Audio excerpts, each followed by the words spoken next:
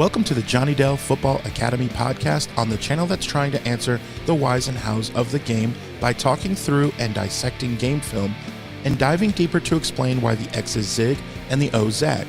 I am Adam Marino, joined by Mr. Johnny Dell, and we are reminding you, as always, the most fun way to watch is on YouTube, where we go live.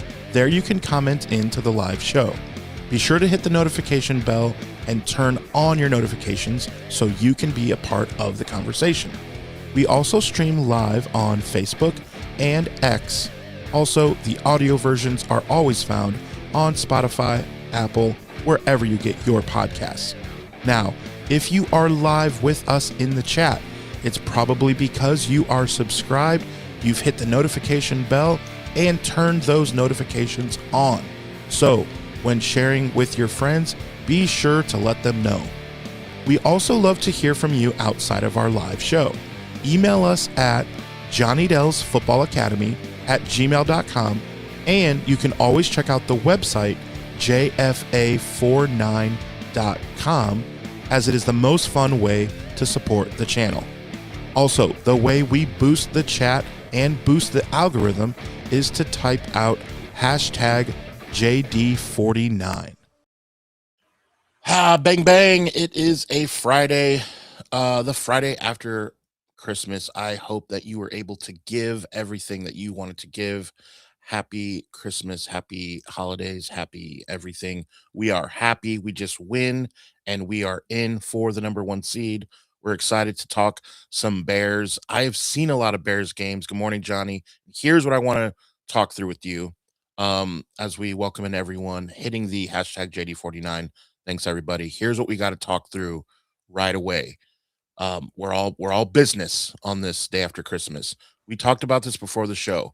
So if you're Robert Saleh, we're going to talk defense a little bit and what Caleb Williams does, the Bears offense, which we have not been worried about a Bears offense since 1942. And so they are something to talk about now. And it's cool if you're a Bears fan. I get it. But here's what we got to get through. So Caleb Williams. That's some shade on the 85 Bears. I'm just going to say. Oh, come on. That offense was not what the defense was. Come on. Just saying. Jim I'm just McMahon saying. is the most ho-hum quarterback if you look at the numbers of all time. Well, I mean, character, and if he was on the 49ers, he would be beloved, but come on. No, you're right. I mean, there's not exactly a long lineage of really high caliber quarterback play coming out of Chicago. Most people don't know this. They have never once in the history of their franchise had a 4,000-yard passer. I mean, and 4,000 yards passing was like the metric about 15 years ago. If you had, if you had a guy that had thrown for 4,000 yards, that was a huge deal. That was kind of like they've arrived sort of a mark. Brock Purdy's done it. Jimmy G was like 25 yards away from it in 2019. Neither Kaepernick nor Smith ever did. But Steve Young did. It was like that was the mark. The Bears have never had anybody who have thrown for 4,000 yards, because Caleb Williams is like 460 yards away from setting a single season franchise record for the Bears for passing yards in a season. And he's at 3,400 yards right now. So he's not going to get it. Yeah. Well, it's just think about that. He could throw for less than 4,000 yards and still set a franchise single season passing record. Yeah. So this is why I'm really curious to get some of your takes on some of these things. With Caleb Williams, I've seen a lot of Bears games. As most of you know, I live in Northeast Indiana, and the dynamic was in that state that they were all Bears fans because the Colts used to be in Baltimore. So you root for the team that your dad roots for. And a lot of people have dads that remember that the Indianapolis Colts were not a thing. So there are a ton of Bear fans in Indiana where I live. I've seen a lot of Bear games. And with Caleb Williams, he'll make a throw. And here's what I think about.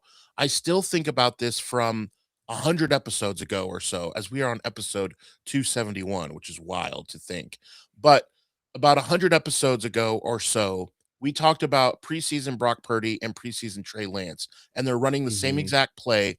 Brock Purdy rolls out, makes the read right away, 11 to 17-yard gain, first down, move the chains. You don't think much of it until you see Trey Lance run the same exact play, and all he does is shuffles forward for a 3-yard gain because he misses the flat, he doesn't see this guy, and he just bolts forward and gets a 3-yard gain.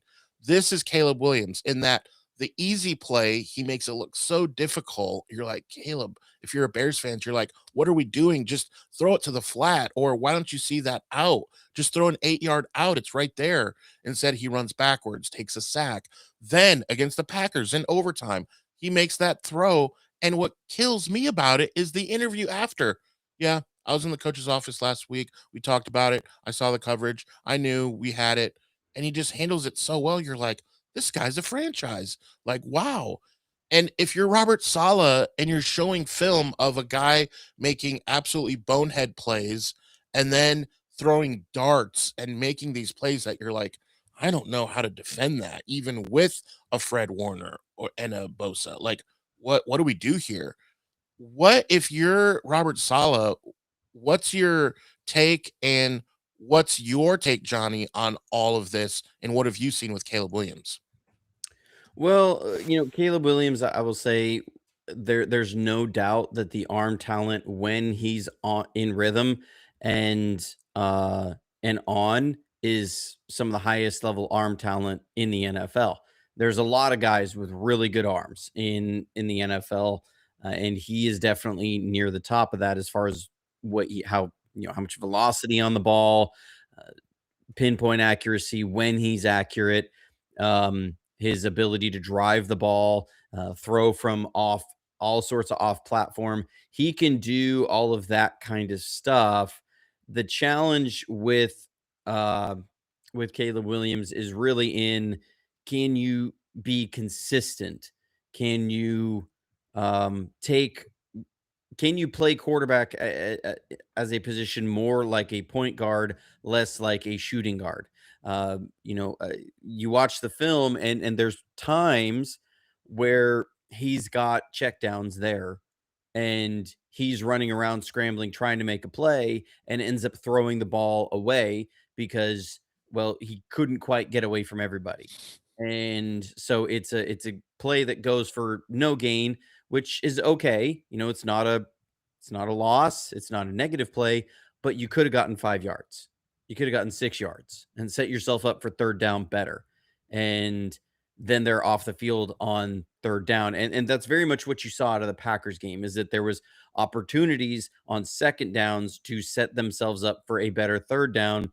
And he didn't take advantage. And they haven't been a great third down team as far as when they're in third and long. Um, they have been good as far as converting third downs on the year and giving their run game a lot of cracks at it. I will say Ben Johnson has also been kind of corralling or limiting Caleb Williams as far as trying not to expose him too much, not trying to put too much on his shoulders. And that's good coaching. That's not necessarily a knock on either one of them. He's a second year guy in a new offense. And so Ben Johnson is doing a good job of managing him as a second year player that has a lot to learn as he's moving along. So I, I- when I see him, if I'm Robert Sala, I'm telling our guys, we have got to be on our assignments. If you give him a crack opening in the defense, he's going to be able to fit the ball in there. There's some of these throws I'm seeing where, you know, like when you look at the all 22, it when it's there and he can see it, he can hit it and he can fit that ball in there, and the ball comes out quick and it comes out with a lot of velocity, and it's going to get into a tight window. He can make those throws. So if you give him that window, he can fit that ball in there. Now, with that being said, he's not one that's going to anticipate the window being there. He's not going to throw it really early. This is a very different kind of quarterbacking than Brock Purdy, where Brock is seeing the windows and he's throwing it 5 yards before the receiver breaks into that window, and he's throwing it with some touch and it's coming in there real nice and soft. Um, So it's a different style of quarterback play. If I'm Robert Saleh, I'm saying you got to really hold up on those first 2.5 seconds, and limit those windows, and then be ready to go make a play, because he's going to try and break contain. He's going to try and get outside the pocket. He's going to go try and make something happen. And when that happens, you've got to go get him on the ground, because he can make game changing plays when he gets outside, when he does get on the move. You need to make him throw it away. You need to get him on the ground somehow. That's how you really start limiting this offense, and limiting their passing game in particular. So also the thing that impresses me is that I want to get into is as we at least acknowledge, because we're going to get into that. Cayman's Island podcast checks in and says Ben Johnson impressed me with his thoughts on our offense. We will definitely talk through that. Thank you as always, Cayman's Island, for hanging out. Stick around. Let us know if you got to go. But I want to ask you about the offense as a whole, not just Caleb Williams, because they're Kurt, what is his name? Singer, Kurt, what, you know his name. He played for us, the Packers. He beats people on Madden and then Oh, posts Kurt it. Benkert. Bankert. So he posted a video and it said, "Good luck with the Bears offense when they do this." And it showed 9 guys going different directions. They hand the ball to Swift and he gets a 19-yard gain. And I just wonder, with that as well, like their offense is not just Caleb Williams. They are, I believe, is it number 2, Johnny, in rushing the football in the Yeah, I entire mean, league.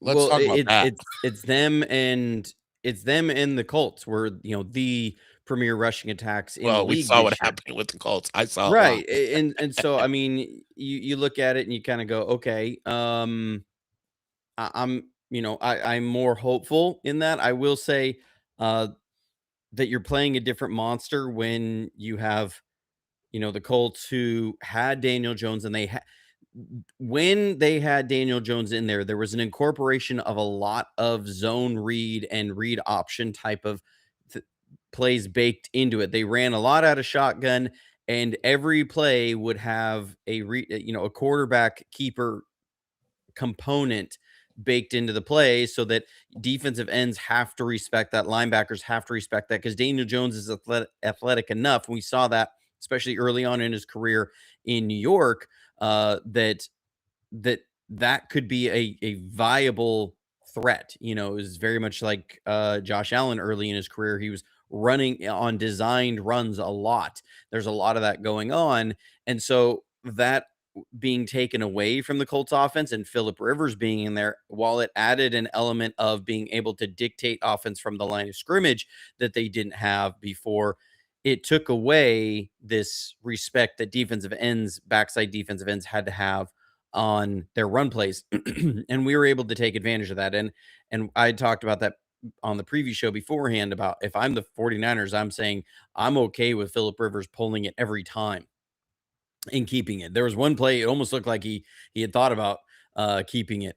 But but but that was part of what went into our good run defense. Is defensive ends were crashing, and it really helped on that. Also, the Colts missing 3/5 of their offensive line tends to help out your defensive line a little bit on that. So this is a different animal when you are trying to face this Bears offense that has Caleb Williams there, and there's these keeper potentials. There's a lot of these Shanahan's calls them movement passes, where traditionally they're called slide concepts, where you're going to fake that wide zone one way and then roll out the other way. We do this every single week. Every offense out of the Shanahan tree runs these plays, these keepers, where you're going to fake that and boot out and get everybody moving the other way. That really wasn't on the table for the Colts. That's very much a part of what the Bears do. And so now this is a different kind of stressor when you can have Caleb Williams, because the challenge is, do you want Sam Okawanu trying to play down the line against a running back, a very fast running back, whoever they put out there? They got a lot of guys with speed, to play backside contain on that, and also have to read Caleb Williams, peel out, and then go run him down and be the guy to chase him while he's on the move, while he's able to get out of the pocket. And you have all those receivers running, counter to the run action. That's a challenge of how you are going to stop just those plays. And then you start packaging everything else together. And this does become a real challenge of how do you slow down this Bears running game. And I think, and part of it is like we've seen that they're very creative. Ben Johnson really loves to run the ball. He's very committed to doing it. They work on this a lot. This has been his MO for a long time. The real challenge with him is, okay, you want to contain those edges. And once you do that, then your safeties have got to make tackles in space against some of their dynamic playmakers when they start getting the ball in their hands outside on these screens, on these shovel passes, on these jet sweeps. That's a challenge for your safeties. So this is everybody's got to be on their rushing lanes, really, really assignment sound, and don't bite the cheese. There's going to be a lot of cheese that's hanging out there. You got to not bite the cheese. Everybody stay disciplined in your run lanes, or it can get ugly for you pretty quick, as the 49ers saw last time they faced a Ben Johnson offense in the NFC Championship game in 2023. Where we got down on the I almost said Chicago, but Detroit Lions in the NFC Championship game, which does tie into a little bit with, there was a question before about the 4,000-yard passing that was asking what was our record. Yeah. Our Yeah, records I in remember a seeing that. season, just for comparison. Brock Purdy holds the number one spot in there with 4,280 yards passing in 2023. So that is the single season franchise record. And he did it in 16 games, didn't do it in 17 like others. Jeff Garcia was probably a little bummed because Brock beat him by 2 yards. He surpassed Jeff Garcia by 2 yards. Garcia in the 2000 season had 4,278. Which is impressive. Very impressive. Absolutely impressive, especially the state of the franchise that year. They were 6-10 on the season, but that's part of why they were throwing for so many yards, is because they were behind in a lot of games. Then after that, it's Steve Young in 98 and 93. Those are the 4,000-yard passers that have happened for the 49ers. And again, I think about this. We talked about this, I believe it was maybe last show or a show last week. Why doesn't Joe Montana have any in the record books anywhere near most comebacks? Well, because he was usually winning. Well, why doesn't he have a ton of yards? Well, a lot like Steph Curry in the fourth quarter, Steve Bono was playing. Hard to get so many yards when you're already up, you're already winning, you're up by 3 scores, you're handing the ball off to Roger Craig or to whoever, Dexter Carter, or whoever it is, and you don't always have Is a it ton. whoever or whomever? Hmm. I graduated I think as 218 the out of indirect 238. object. I think because the running back is the indirect object, it would be the whomever. That is absolutely why people come to this podcast, for the grammar check. Just saying. As again, I graduated, I think roughly 218 out of 238 in my high school. That shocks no one. So I don't know. I don't know the answer to that question. Someone in the chat may correct you if you are wrong, but yes. So B40 said he did a chat GPT search, which was wrong. Yeah, chat be acting up, acting a fool sometimes. Sometimes I'm using Pro Football Reference. They have everything in there, Yeah. and you can just quickly sort 49ers passing single season leaders, and then click on yards, and it tells you right there. So before we get into more of the Niners Bears, I want to shift gears just real quick, Johnny. I want to ask, what was the favorite gift that you gave to either one of your kids, or I'm just curious, and I'm sure the faithful would be a little bit interested to know. Was there a particular gift more than the others that you were like, ooh, that reaction was priceless. That was awesome. And what was the gift? Was it the Home Alone that video recorder, remember, that Kevin used Are you in talking all Chicago? time or just this year? Just yesterday. I'll keep that in the family. Okay. It's nothing. It's just more personal. So yeah. Yeah. All right. So let's get to the Bears defense. And this is where we talked about where Cayman's Island had asked about Ben Johnson, just that dynamic, Ben Johnson versus Kyle Shanahan, thoughts there. I don't know. Has anyone looked this up? How well do they know each other? What tree is from Ben Johnson from? I don't know any of this. So I'm curious. Do you know much about that? Oh, Ben Johnson. Well, so he came up. Uh, so he's run the 49ers offense for a while, right? He's been there. He was with the Dolphins for a little while, and he coached under Adam Gase. He's kind of taken on this 49ers wide zone scheme, really after Dan Campbell came in with the Lions, and he's kind of looked at everything, kind of grabbed it in there, and made a lot of it his animal. He's been around a lot of different systems, but he's been around coaches that have coached in the Shanahan system, in that in the Gibbs system, and so I think for me, I think he more kind of comes out of the Gibbs line of Shanahan, and that's why there's so much emphasis on the run game and everything that goes into that. And because for those who may not be familiar, Alex Gibbs was Mike Shanahan's offensive line coach in the late 90s, with the Broncos With there, Denver and and Terrell is a lot Davis of times seen as the father of the wide zone, as somebody who really put that all together. And then Gibbs had different guys that were his assistants that went out, and so wide zone as a running concept was spreading in different ways, not always tied to the Shanahan system of wide zone drop back passing, and the way that they tie the whole thing together. So he kind of came out of that. So, like, as far as some of their downfield passing attack, there is a different kind of its own flavor, I guess is what I'm trying to say on that, of how they kind of incorporate things and put things together. How they tie it in, but there's still a lot of the base elements are there. And there's a lot of the movement runs are there. You see that quite clearly. There, it's very zone based, but he's really taken it and kind of moved into this Sean McVay space of a lot of two tight ends getting wider and wider. It's like who can get the widest wide zone. And it's really more just about stressing edges and stress edges. That's what he really tries to do with all of these receivers in these motions and things coming across and all this horizontal movement. It's really about that shifting guys over in one way and then hitting that crease and being gone. There's definitely Mike McDaniel elements that he's incorporated in there.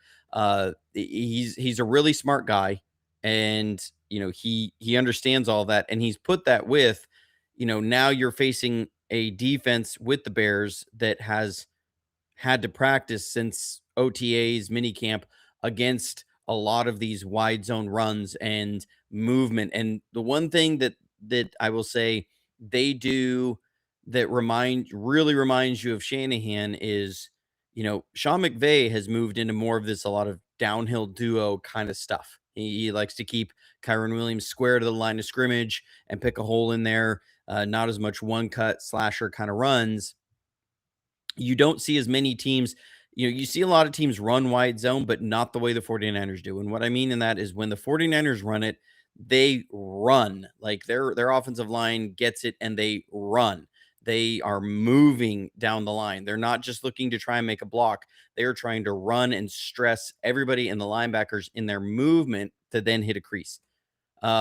That's where they kind of remind you of that. And so that is an element where the Bears defense will have a leg up over some of their defenses that we played against, because they've been practicing against a type of wide zone that gets and moves and runs.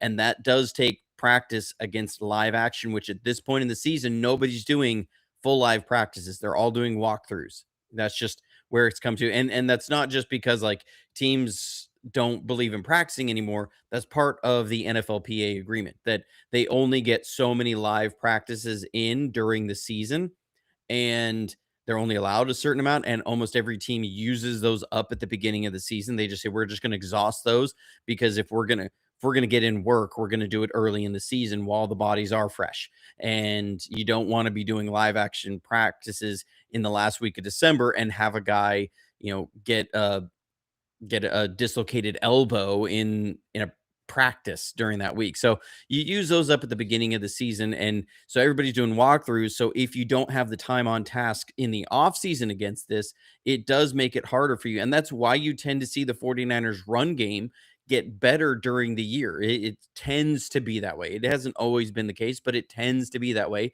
And that's one of the reasons why, is because teams just aren't able to practice that really wide zone, get and move and run down the line sort of approach that is hard to prepare against without that live action.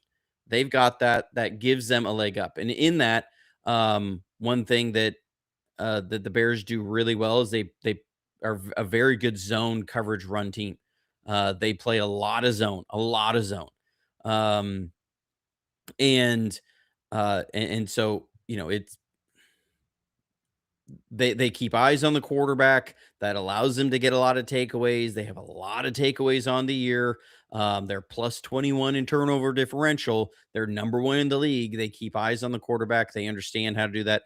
It's going to be a challenge for Brock. He's got to move defenders with his eyes, which he can do, but that's going to be a big key to this game.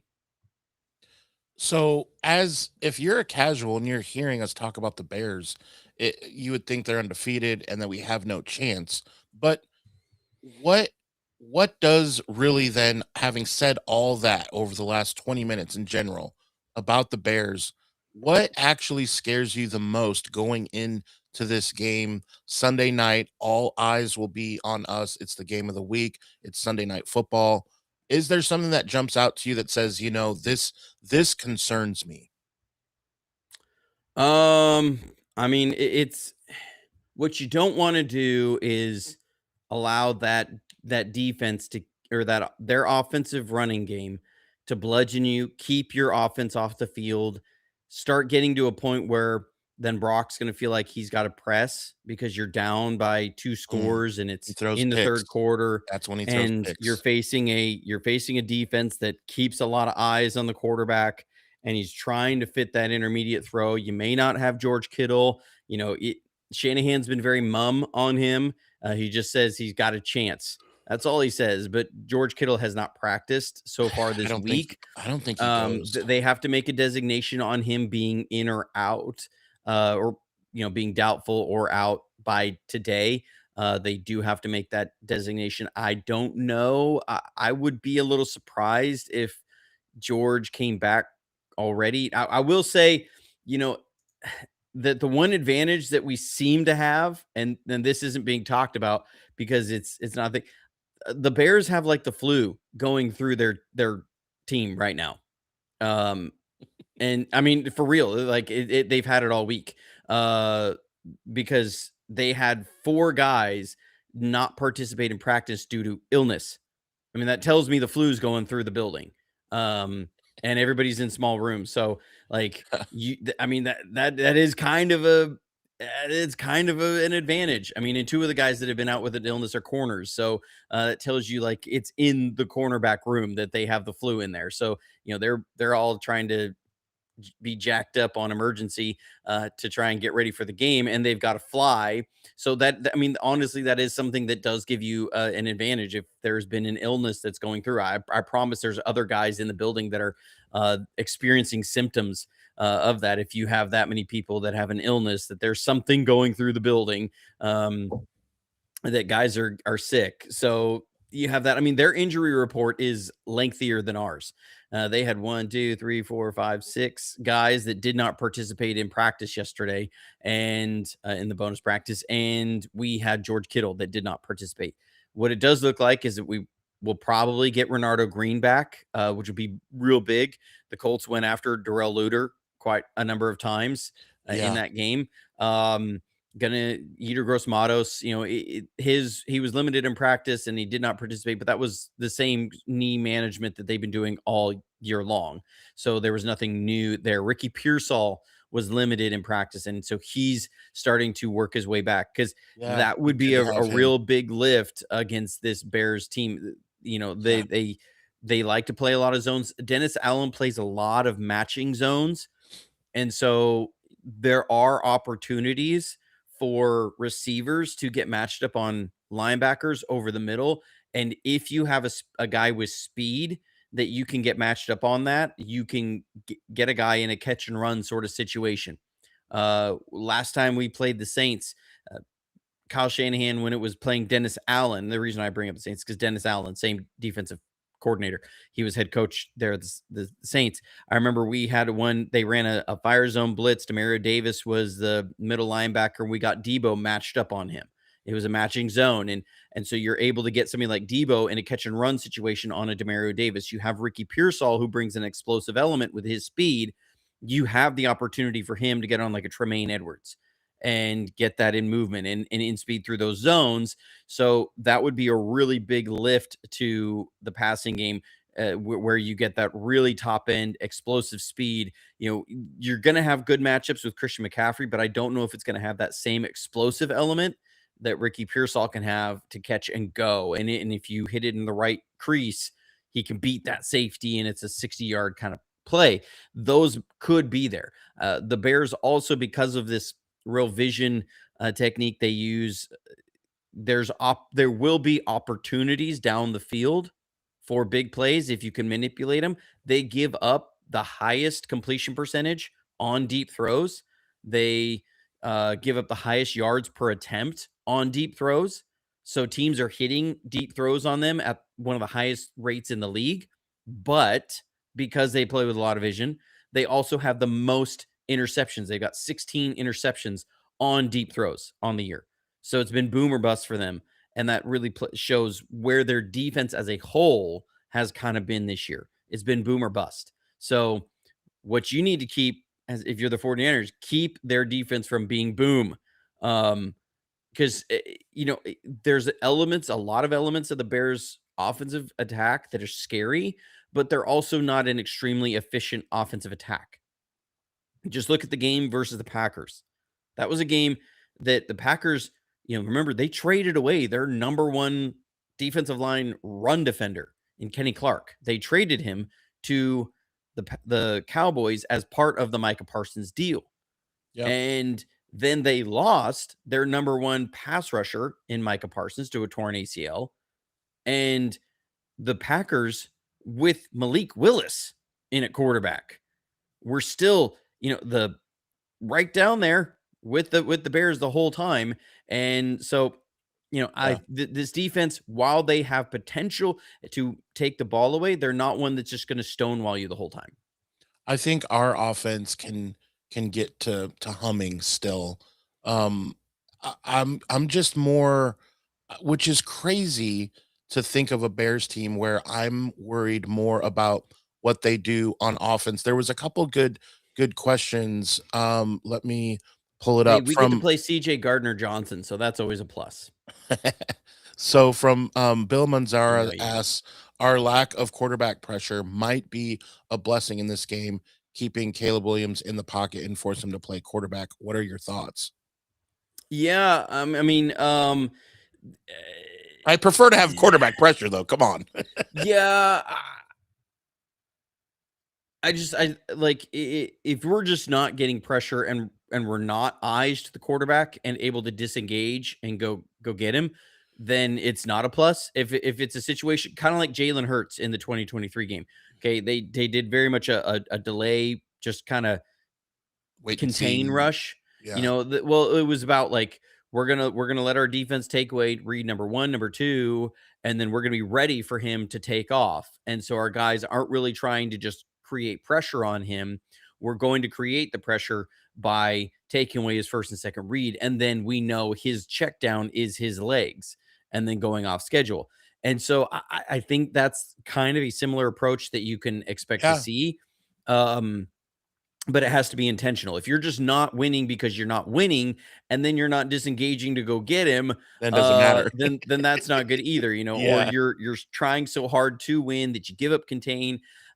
There is a challenge here because, you know, Alfred Collins has been good, but he's not been out there for a lot of pass rushing downs. There's some stats that are a little skewed. Like the 49ers have 3 defensive tackles that are in the bottom 10 of pressure rate. Like there's no other team that has more than one. And so, when you look at that, you say, okay, our defensive tackles suck at rushing the passer.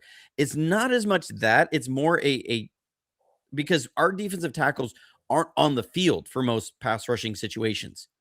Like Alfred Collins is not out there a lot on 3rd and 6. If it's 3rd and 6, you're going to have Bryce Huff, Yetur Gross-Matos, Cleveland Farrell, Keon White. Those are going to be your guys rushing the passer in those moments. So, like, there's an element that if I'm the Bears and I'm the 49ers defense, I'm kind of looking at this of like, I know that he knows that I know that he knows sort of situation where if I'm Robert Saleh, I'm saying, okay, I know that he knows that we have defensive tackles who are not getting a high rate of pressure on the quarterback. Well, he also knows that, and he knows that I know that, and so he knows that I will want to get my defensive tackles off the field in pass rushing situations. So I know that he knows that I know that he knows And now the screen that game or that something, right? well that Like, that if he's going to pass, that 2nd and 8 will probably be the ideal down and distance to do that, to get a first down while we have our defensive tackles on the field. And so because I know that, now like this is where it starts to get into that. Like I know that he knows that I know that yeah, he it's knows. chess, not And checkers. so like that's where this whole thing starts to come around. And I go, okay, so if I'm Robert Saleh, I maybe think about bringing pressures on 2nd and 8, like bringing those slot blitzes, because I'm expecting them to go drop back passing, and I want to challenge Caleb Williams to find his hots.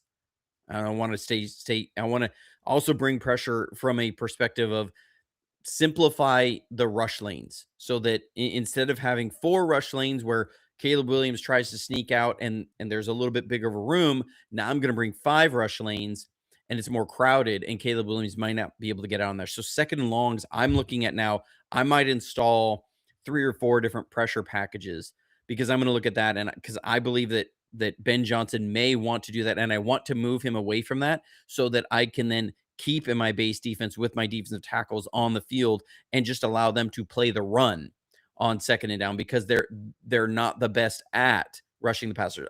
I hope that kind of all coalesced there at the Yeah, end. the mind games. And so talking defense, another super chat. I believe this is Dr. Steve, Rick James Franco. I believe just from the profile picture, but he says, hope everyone had a Merry Christmas. And Johnny, don't the Niners play a lot of zone defense and by default would have eyes on the ball too? Because of that, why don't we force more interceptions? Um It's a good question. well, yeah, so There's a so lot we there. play so the numbers are hard to get a real accurate count on here because Robert Saleh plays some of the highest rate of split field coverages in the league. And in that, you're going to a lot of times have man on the weak side and you're going to have zone on the strong side. So what does that So classify as then, right? Like, right. what do you So call that? and some of our zones, like if we're in cover 3, for example, on the strong side, if that outside number 1 receiver goes deeper than 10 yards, that's going to convert to man. And so that's where, like, if you remember back to the old Seattle Pete Carroll Legion of Boom defense, there were some numbers that always got thrown out there, and it was always a little bit misleading because people would say, the Seahawks play cover 3 or cover 1 at the highest rates of anybody in the league. And they would say, and it was either going to be cover 3 or cover 1, and they were constantly trying to hide that. It wasn't as much that they were almost always in cover 3 was the thing, but there were certain checks that they had that checked it to cover 1. And the only times they were in true cover 1 is they usually brought 5.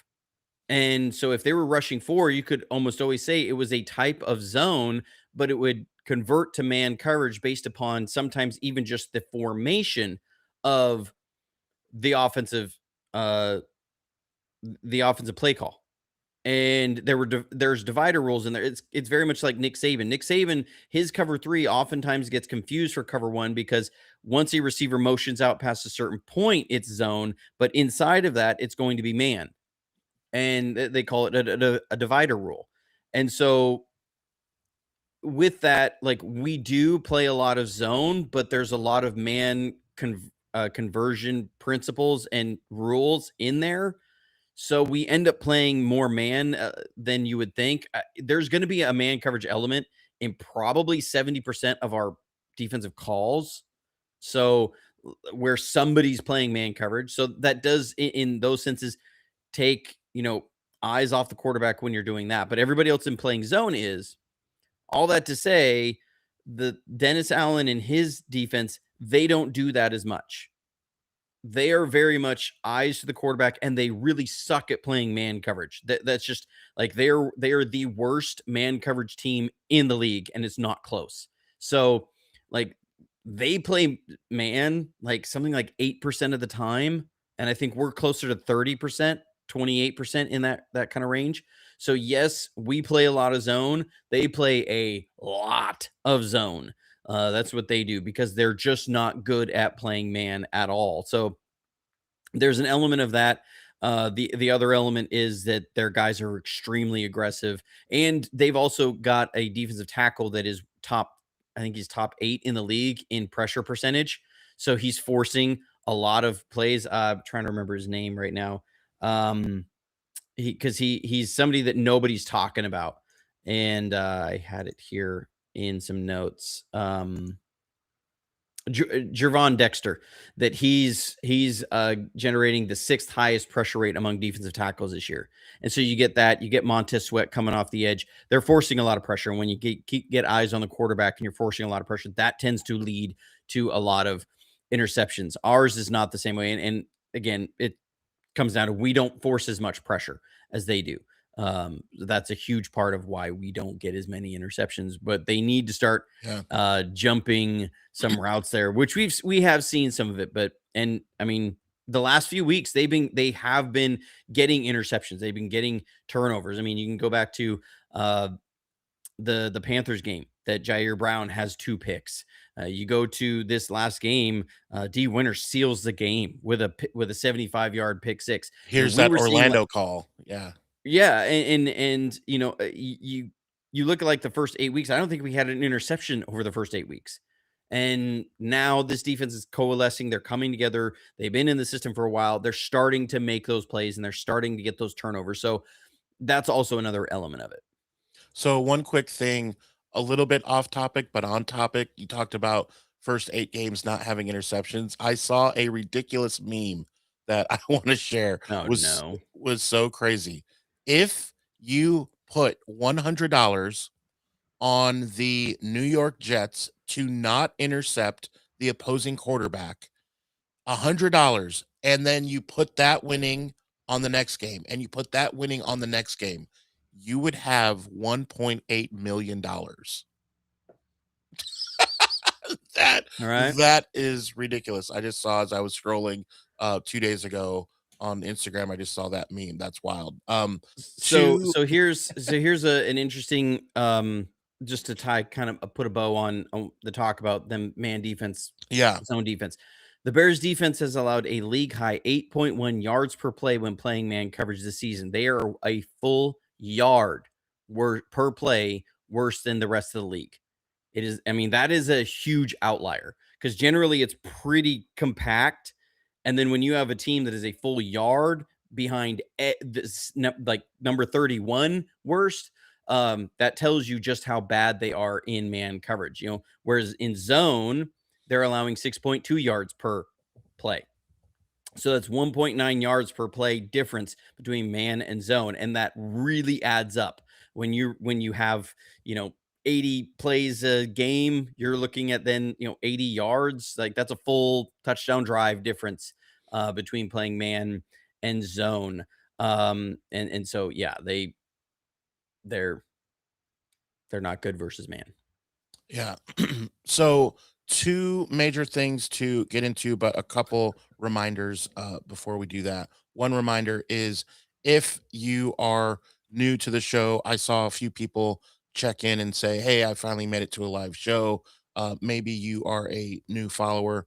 Make sure that you hit the notification bell, because if you are new to this channel, you may not know this, that Johnny does excellent review videos. The one this week with the Colts was fantastic. Just awesome to see the breakdowns, and they don't always come out at the same time. So you want to hit the notification bell. We don't always go live at the same time. We like to, we try to, we love to, but it Yeah, doesn't always happen that way. next week is very much up in the air. I'm going to be out of town with the family, trying to get some Vacation. time away. So Yeah, yeah. yeah. Of course. So hit the notification bell. Also, the website is a very, very cool way if you want to not only support the channel, but really see and dive in and get in deeper to the whys and the hows, get more information not only on Niners, but in the playbooks of football, and knowing why something is the way it is and how it got there. All of that is on the website at all. Everything is linked here on the notes. And then also be sure to check out Sports Idiot Nation every Monday, Wednesday, and Friday. I host that show as well. I talk today, this morning, earlier, how the NBA actually was better than the NFL last night, for sure. Just Well, I mean, look, it's two things in the NFL's defense. Based upon how last season went, no, you would believe 100%. that this The time of Commanders, year, the Cowboys, Vikings and the Lions would be a big time showdown. You would of believe that the course, Cowboys and Commanders would be a big time and the showdown. You would believe Broncos, the Broncos and the Chiefs would be big time. I mean, looking at how those teams finished last year, you would think of those would course, be maybe the three biggest games coming around this time, and none of them of course, mattered at absolutely. all. It wasn't like it was It was nothing terrible. to. Oh my gosh, yeah. I So mean, me and Johnny on the couch had 3 less yards passing than the Minnesota Vikings. it 3. was And we wild. didn't No, play. no, no. You're meaning So, the yeah, come yeah, on. The Minnesota Vikings had 3 passing yards. 3. Now, and luckily, one. and luck by 2 scores. Luckily, I did put in Jordan Addison as I'm in the fantasy football championship, and he got that big rushing touchdown, got me 12 points. So I still am holding for the rest of this week to win my second I'm fantasy telling football everybody, championship. I will dangle uh Mac Jones to the Vikings and a Right? first rounder, maybe even say we have a receiver who can go over 100 miles an hour uh to send your direction to and see if we you can't 100 get miles an Justin hour. Jefferson. Oh I'm gosh. just saying we Yeah, got the yeah. fastest receiver. Well, I will say second fastest behind Rasheed Rice, receiver in the league. Um, there. What So a terrible joke, Johnny. I'm Um, sorry. all right, I'm so sorry. let us shift gears back to I reverse. see what you did there. Yeah, after I see what you did there. So the two main things that I wanted to get to was major key of the game and score prediction. So, is there something that jumps out to you? One thing, like one thing that jumped out to me in this show today was, I think we truly, and this is a little bit of a duh, but I really think we need 2 to 3 more possessions than the Bears if they're going to run the ball and take it at us. Like, that is something that I would look at, which again, my favorite stat, you know, possession, I think if we win time of possession, I think we win. That kind of jumps out to me. But what is one thing that you can say, okay, if we can either do this or hold them to that, or if the Bears do this or they don't do that, is there? And there may not be, it might just be a good football game and go play ball. But is there something that jumps out at you about an X factor for this game? Well, I don't know if it's that you have to steal possessions against this team. The biggest thing is you have to sustain drives against this team. No Um, 3 and outs. yeah, you have to lessen the 3 and outs. That means converting third down at a high rate, which Brock Purdy has been converting his EPA on third down. It's like he's in a different tier than every other quarterback in the NFL when you look at the charts. Um, as far as efficiency on third down. So that has to continue. You have to convert some tough third downs, manage the time of possession in there so that you want the Bears to try to start to have to you want to keep the pressure on them that they've got to keep converting third downs because their defense is getting worn down. This is a going to be a battle of who is able to lean on the other team's defense more, because if the Bears are given 9, 10 drives, you don't necessarily have to steal possessions in the sense that you have to get more possessions than them. It's more you steal possessions in keeping them from having as many cracks at it as it is. You want to lessen their opportunities. Um, so that is a game of draining the clock, of converting on third downs, running on first down, getting at least some production on first down. And I know people are probably looking at it with the way that these defenses have been playing, giving up points, and the offense has been playing. There's probably going to be a shootout. I see it closer to the Green Bay uh, Bears game, the most recent one, where near the end of the second quarter, it was 6-0 Green Bay to Chicago. I think that's more the style of game this is going to be, where it's really about who can lean on that other team's defense a little bit longer and try and force the other team's offense to move away from what they do really well and start to feel pressured to make plays, because you're running out of opportunities, because the clock is just keeps running and keeps running. I think that's what you want to do with this team. I think that's the X factor, is the clock. If all of it to say, kind of work that thought out, because if you give this Bears offense 10 cracks at it, they're going to score 30 points. That's just Yeah. the way it's going to be. If you give them 8 cracks at it, they may only score 17 points. Um, like that's how, just because of the way I think that the game would play out. If you can steal 2 possessions from them, how they will start pressing. They'll go for it on a fourth down, and like Sure. that's how I see it playing out, is that you're going to have an opportunity to take possessions away from them. If I'll put it this way, if this is a game that I think both offenses have 10 drives, that the 49ers lose. If it's a game where I think both offenses have 7 drives, the 49ers win, and it might be by 2 scores. Does that make sense? Yeah. Yep, because the law of averages go up that the Bears will do something, quote unquote boneheaded that helps us, and that we as that goes. So I get that. So then that takes us to what your score prediction, now having said that, where do you think it goes? I think it's gonna be 23-17 49ers. 23-17. So I'm going uh 30 to 24. Um Cayman's Island says 31, Niners 31, Bears 27. Going for the shootout. Symmetry Allowed says it's going to be a shootout. It just is. It might. I You won't be shocked if it's a shootout though, would you say? If the Bears start hitting some real big explosives in the run game, it's gonna be a shootout. Like, that's where it becomes a shootout. If we're playing the game of limiting explosives on their offense, but we can't stop them, it's gonna be long drives by both teams.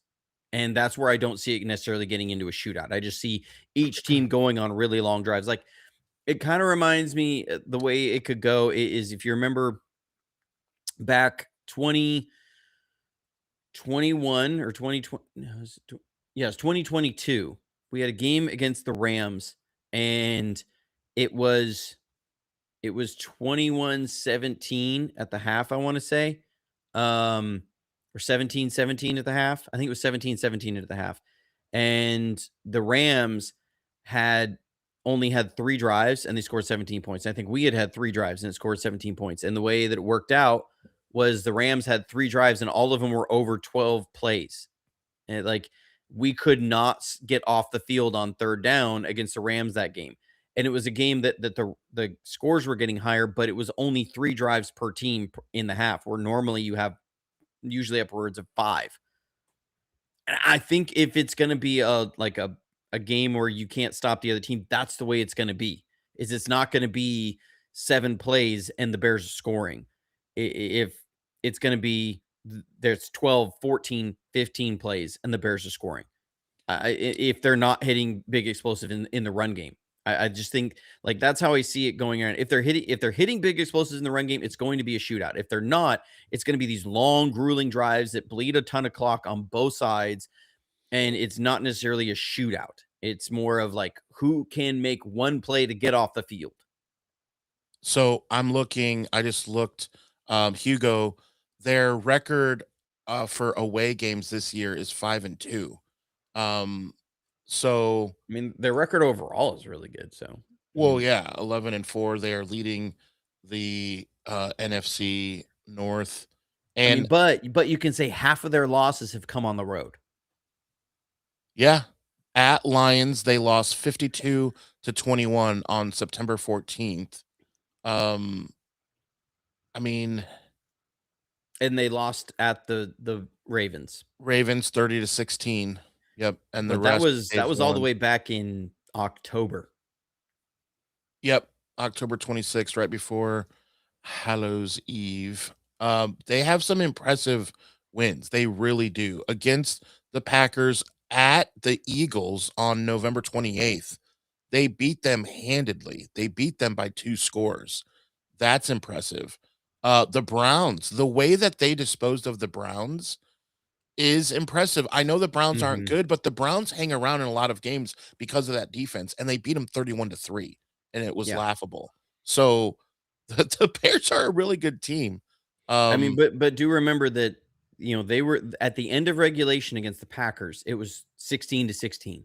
yeah, Like at the end of that against a Packers defense that had been pretty decimated, was really like Malik Willis was hurt at the end of that game.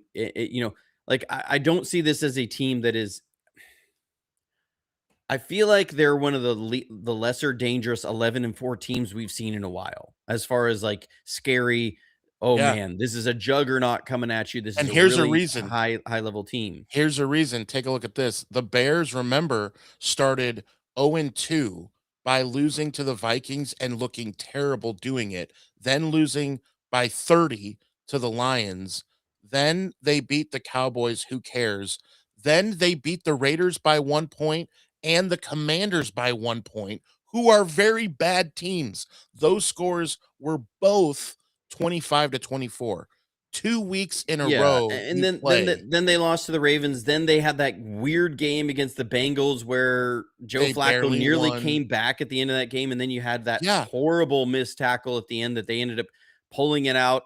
And then they beat the Giants by 4 points. barely. Then they beat the Yeah, Vikings by 2 barely. points. Then they The beat the Steelers, Steelers by 3 points, and that was a barely. Steelers team that I believe the Steelers were Without starting Aaron Mason Rodgers. Rudolph, Yes, that they didn't have Aaron Rodgers in that and they game. gave up They 28 beat the points. Eagles, who the Eagles have That been.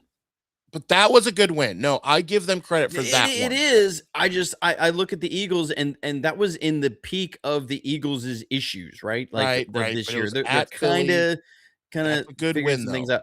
Then they beat the Browns, and then they have that overtime game against the Packers. None of these games am I looking at this and saying this looks Right. like a true top team that just rolls on everybody. But Like here this is a very different perspective as than the 49ers, who went in and absolutely decimated the yeah, Indianapolis Colts. I mean, especially if you look at that game after the first 2 drives by both teams. It was 14-14. From that point, the 49ers just absolutely steamrolled the Colts.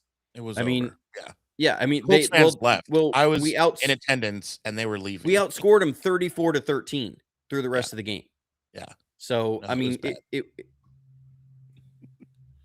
So, yeah, when you put it that way, it's like that gives us a little bit more of an edge. You would think, obviously, we're at home as well. We have so much to play for.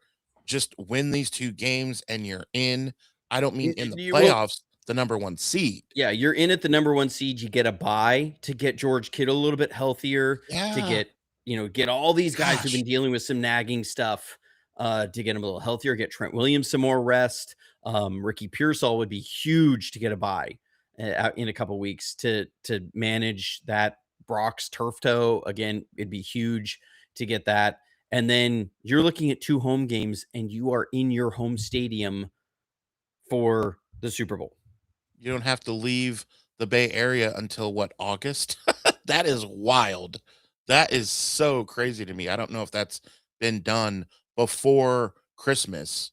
Like to think that from before Christmas till August, you don't have to leave your facility. What NFL team in the history of the game has been able to say that? I mean, that's just crazy. So, Well, that you um, could play 5 games and not leave your facility from December to August. I mean, now, I mean, that yeah, there's a whole bunch of months in there where you're not actually playing football, but just the fact that you could play the final 5 games up to the Super Bowl in your own building is a little wild. yeah, yeah, we'll see how it shakes out. Um, 27, 24. Lisa says we're gonna do put a 30 burger. Yeah, love it all. We'll have to wait and see. We gotta see all these Sunday games before we play on Sunday night. A lot of playoff implication games. Be exciting to just watch. Later tomorrow, 2 good playoff implication games. So just a lot of good football. Man, I'm excited. Better than Christmas Day. Man, yes. So have a good vacation, family time, all that stuff. Hug the kiddos. Um, thanks to the lovely Dawn Dell for sharing in her husband with the faithful. So, in the meantime, in between time, stay safe, stay healthy, and as always, go Niners.